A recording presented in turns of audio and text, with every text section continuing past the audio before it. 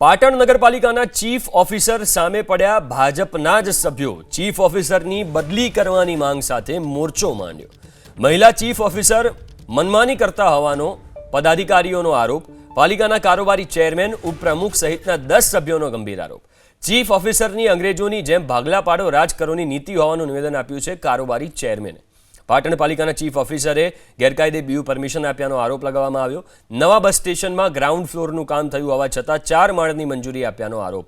Chief ઓફિસરે કારોબારી chairman, ઉપપ્રમુખના power લઈ લીધાનો પણ આરોપ છે।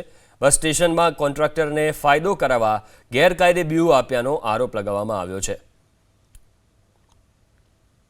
ये तो कारोबारीना तमाम सत्ताओं के मारामारी निहित थाय छे। कारोबारी अत्यारे हाल बधी सत्ताओं चीफ ऑफिसरे लई लीधी छे। कायदो गजवामां लईने फरे छे चीफ ऑफिसर। कोई ठेकाणा नहीं बस स्टेन्ड चालू थवाना अने बस स्टेन्डना नामे शॉपिंग सेंटर बनी गयुं छे। पाछळ बस स्टेन्ड माटे जे जग्या ज नथी एटले आमां मोटी लेती जती मोटो भ्रष्टाचार थयो छे अने लोको वस्तीमां पण आनो चर्चानो विषय बने छे। તમે સમજી શકો છો કેવી રીતના લેતી જતી થાય। કંઈ મામા ફઈનો હોય તો મફત આપી હોય ને કંઈ મીઠાઈ આલી હોય।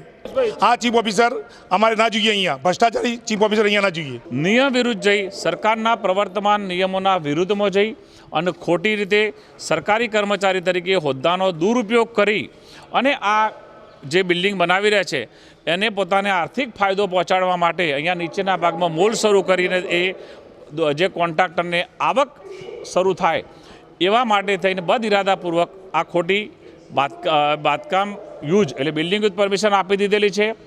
મારી જાણમાં છે ત્યાં સુધી 22/9/2025ના દિવસે જે દિવસે બિલ્ડિંગ યુઝ પરમિશન આપી એ દિવસે આ જગ્યાની ફાયર સેફ્ટીની પણ મંજૂરી ન હતી। પાટણ નગરપાલિકાના ચીફ ઓફિસરે તમામ આરોપોને ફગાવ્યા। બીયુ પરમિશન આપવામાં કોઈ ગેરરીતિ નથી થઈ, ચીફ ઓફિસરે આ નિવેદન આપ્યું છે। સાથે કહ્યું કે ભાજપના સદસ્ય શૈલેષ પટેલ લિસ્ટેડ બુટલેગર છે। ભાજપના સદસ્ય શૈલેષ પટેલ પર 13 જેટલા ગુનાઓ છે। આ આરોપ ચીફ ઓફિસરે લગાવ્યા છે। શૈલેષ પટેલને તડીપાર કરવા જોઈએ આ નિવેદન પણ તેમણે આપ્યું। બીયુ પરમિશન જ્યારે મારા લોગિનમાં આવી અને મને ડેપો મેનેજર સાહેબે કીધું કે મેડમ એક આ એક છે જરા જોવા જેવું છે, એટલે સરકારી એક ડિપાર્ટમેન્ટ હોય તો બીજા ડિપાર્ટમેન્ટે સ્વાભાવિક છે મદદ કરવી જોઈએ, એટલે મેં તરત જ આપી દીધી હતી બીયુ પરમિશન। અને એના આપ્યા પછી અઠવાડિયા પછી કંઈ વિવાદ ઊભો થયો હતો, એટલે મને એમ થયું કે આ વિવાદ થયો છે તો હું એ જગ્યાએ રૂબરૂ જોવા ગઈ હતી। પણ વર્લ્ડ ક્લાસ આજે બસ સ્ટેશન બની રહ્યું છે અને પાટણની જનતા માટે ટૂંક સમયમાં બહુ જ વહેલું એનું ઇનોગ્રેશન થવાનું છે।